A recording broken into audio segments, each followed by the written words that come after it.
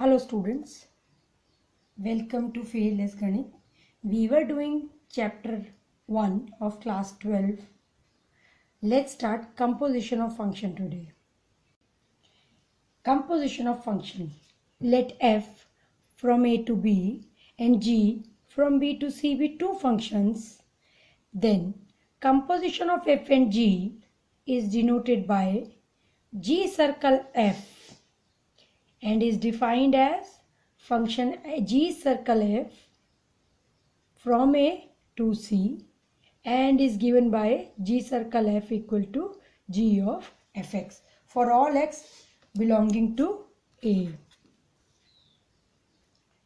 अगर आपके पास कोई फंक्शन f है और कोई फंक्शन g है तो पहले तो हम अपने डोमेन रेंज को समझने की कोशिश करते हैं साथ साथ में.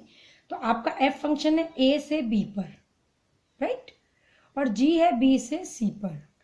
तो आपका फंक्शन a से b पे गया, फिर यहाँ जो उसकी इमेज आई वो c पे जाएगी. मीन्स x की इमेज अंडर f बनेगी fx, अंडर g इसकी इमेज बनेगी g ऑफ fx, जो भी यहाँ आएगा. अब g सर्कल f क्या होगा, g ऑफ f क्या होगा, g of f will be a function from a to c, जिसकी डोमेन तो हमारी यहाँ एक a होगी, a से ही अपने एलिमेंट्स उठाएगा एंड इसकी को डोमेन आपका c होगी, राइट.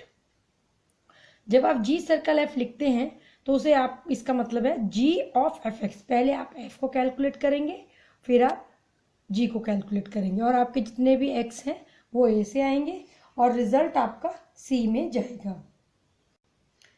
अब देखिए, अगर आपका f 1 1 है मतलब हर एक एलिमेंट एक पे जा रहा है, एक एलिमेंट एक पे जा रहा है, ये x इस पे गया, ये आपका इस पे आया, राइट, ये आपका इस तरह से, मैंने दो ही बनाए हैं, इस तरह से ये f 1 1 है और g भी 1 1 है. मीन्स ये इस पे जा रहा है और ये इस पे जा रहा है.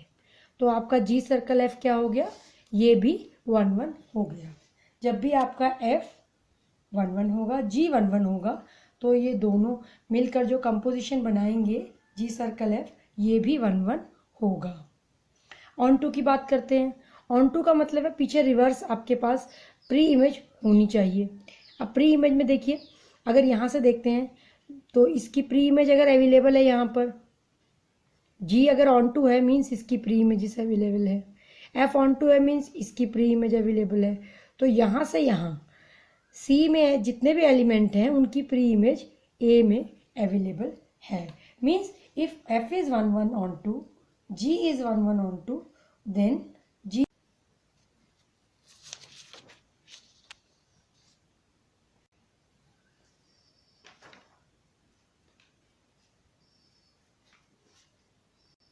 तो ये देखिए, ये आपका 1 1 ऑन टू हो जाएगा ये.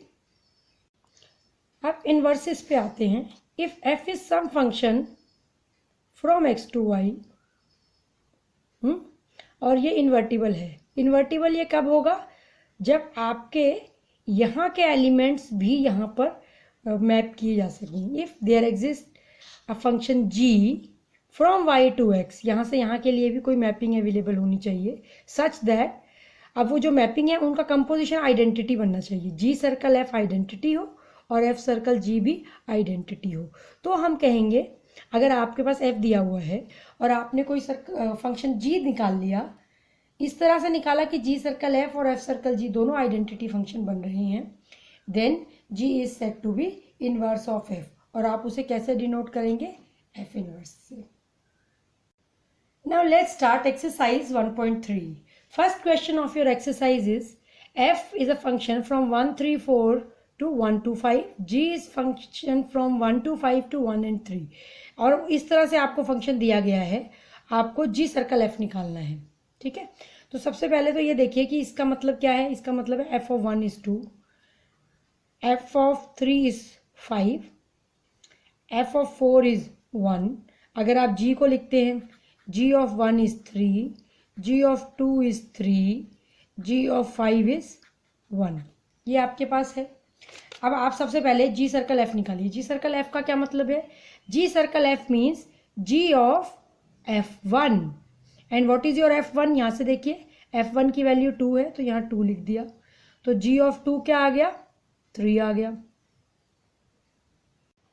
इसी तरह से हमने बाकी दोनों कैलकुलेट कर लिए हैं। G circle F of 3, f3 की वैल्यू लिखी हमने, f3 की वैल्यू 5 है यहाँ से, तो g5 हमारा हमने देखा ये 1 है, तो ये 1 आ गया। जी सर्कल एफ ऑफ 4 हमें लिखना है, g ऑफ f4 की वैल्यू यहाँ 1 है, g1 की वैल्यू 3 है। तो अब आपका फंक्शन मैप हो गया 1, जी सर्कल एफ से 1 मैप हो रहा है 3 पे, 3 मैप हो रहा है 1 पे, 4 मैप हो रहा है 3 पे।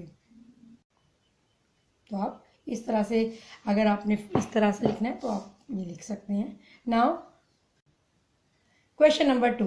क्वेश्चन नंबर 2 में आपके पास f g h 3 functions given है और आपको ये दो चीज़ें प्रूव करनी है। Number 1, f plus ji circle h is f o h plus g o h, f into g of h is f circle h into g circle h. So simply आपने यहाँ पे एक्स लगा के शुरू करना है और उसको थोड़ा सा एक्सपेंड करना है और आप यहाँ तक पहुँच जाएंगे। देखिए कैसे करेंगे हम, G plus H circle H, यहाँ हमने x लगा लिया अपना, राइट। अब इसका क्या मतलब, पहले ये फंक्शन लगेगा हमारा, ये बन गया हमारा। जब ये लगा उसके बाद हमें इसका ये कैलकुलेट करना है, तो जो प्लस है f इसके साथ भी आ गया, f इसके साथ, g इसके साथ भी आ गया, मतलब h ये इसके साथ और इसके साथ दोनों के साथ आ गया विद प्लस साइन, आ गया ये आपका। अब ये क्या बन गया, ये बन गया आपका g circle h, f circle h, और ये क्या बन गया आपका, ये बन गया आपका g circle H of x. अब ऐसा करके आपने क्या प्रूव कर लिया, आपने प्रूव किया F plus ji circle H equal to F of H plus G of H, right. अब सेकेंड पार्ट भी बिल्कुल इसी तरह से करेंगे आप। ये देखिए यहाँ आप एक्स लगा के स्टार्ट करेंगे, F dot G circle H, dot means multiply, circle आपका कंपोजिशन के लिए है, तो पहले आपने डॉट सर्कल के बाद वाला फंक्शन लेना है, एच एक्स ले लिया आपका, ये हट गया आपका जैसे आपने ऊपर किया था। अब इंटू है, अब आपको जब कभी एफ इंटू जी ऑफ 3 लेना होता है तो दोनों का लेते हैं आप। इसी तरह से आप यहाँ देखिए एफ ऑफ एच और जी ऑफ एच, आप इस तरह से लिखेंगे इसे, ठीक। तो ये क्या बन गया आपका, ये बन गया F circle H of X, और ये क्या बन गया आपका, ये बन गया G circle H of X. तो आपने क्या प्रूव कर दिया, हमने प्रूव किया F dot G circle H equal to F circle H dot G circle H. बहुत ही सिंपल क्वेश्चन है, एमसीक्यू में इस तरह का कुछ आ सकता है, तो आप इस तरह के क्वेश्चंस को ज़रूर देखें एक बार। ना क्वेश्चन नंबर 3, ये आपके पास है, बहुत ही सिंपल क्वेश्चन है, ऐसा करना बहुत बार ये इस तरह का कोई क्वेश्चन आपके पास मिल सकता है आपको, तो बस आपने अपने फंक्शन को बड़ी सिंसियरली इम्प्लीमेंट करते जाना है, ये आ जाएगा। तो आप देखिए एफ सर्कल जी और जी सर्कल एफ दोनों निकालना आपको दिया हुआ है। G circle F of x क्या आ गया, वो हो गया g of F x. What is your f x, f x is mod x, तो मॉड एक्स को आपने जी की डेफिनेशन में लगा दिया, तो ये बन गया आपका। अब G circle F, G circle बनाया है आपने F circle G of X, तो वो हो गया आपका F of G of X, ठीक, इक्वल टू यहाँ जी एक्स की वैल्यू लगा दी। अब आपका एफ एक्स क्या था, एफ एक्स था मॉड एक्स, तो इसका मॉड आ गया। दो मॉड का कोई मतलब नहीं है, एब्सोल्यूट वैल्यू की एब्सोल्यूट वैल्यू तो वही होती है, तो वो आपका एक मॉड हट जाएगा और ये आ गया आपका, ठीक। नेक्स्ट पार्ट देखिए, आपके पास एफ एक्स और जी एक्स इस तरह से दिया है। अब आपको एफ सर्कल जी और जी सर्कल एफ दोनों ही निकालना है। F circle G of X means F of G x.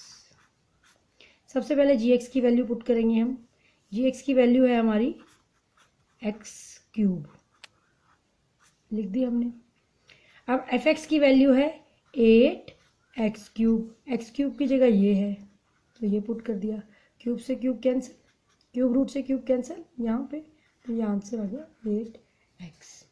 अब इसका सेकंड पार्ट देखते हैं, जी सर्कल एफ कैसे कैलकुलेट करेंगे। G circle F of X, पहले आप इसे इस तरह से लिखिए, लिख लिया। Now what is your F of X, F of x is 8x cube. What is your G X, G X is cube root of X, तो आपका x तो ये है, इसका क्यूब रूट, आप चाहें तो इसको ऐसे भी लिख सकते हैं।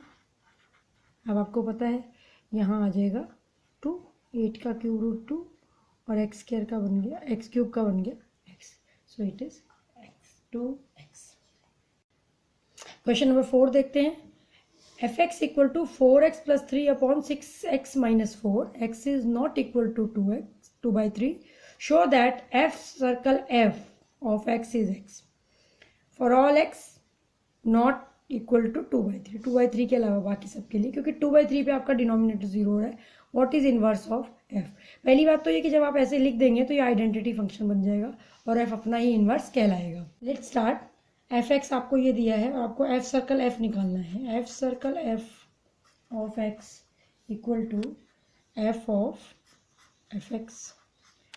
तो आपने पहले एफ एक्स की वैल्यू डाली। एफ एक्स की वैल्यू है 4x plus 3 upon 6x minus 4। अब आपको दोबारा से एफ एक्स की वैल्यू डालनी है और x की जगह आपको ये लिखना है।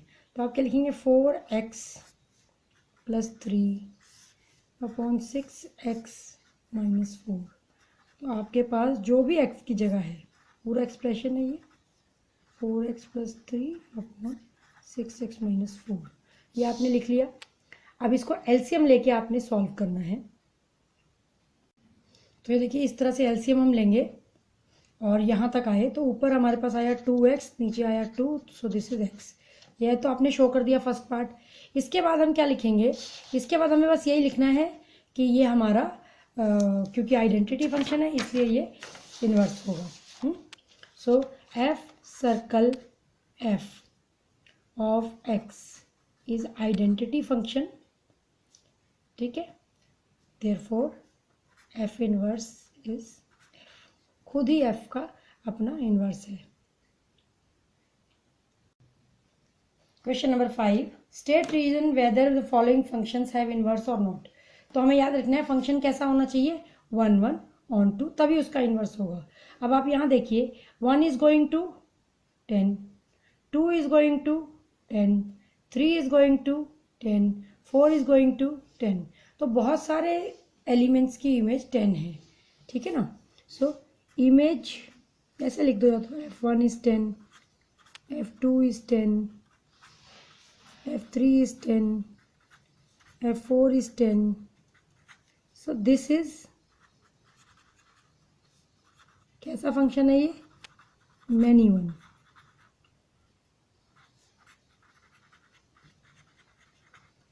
हेंस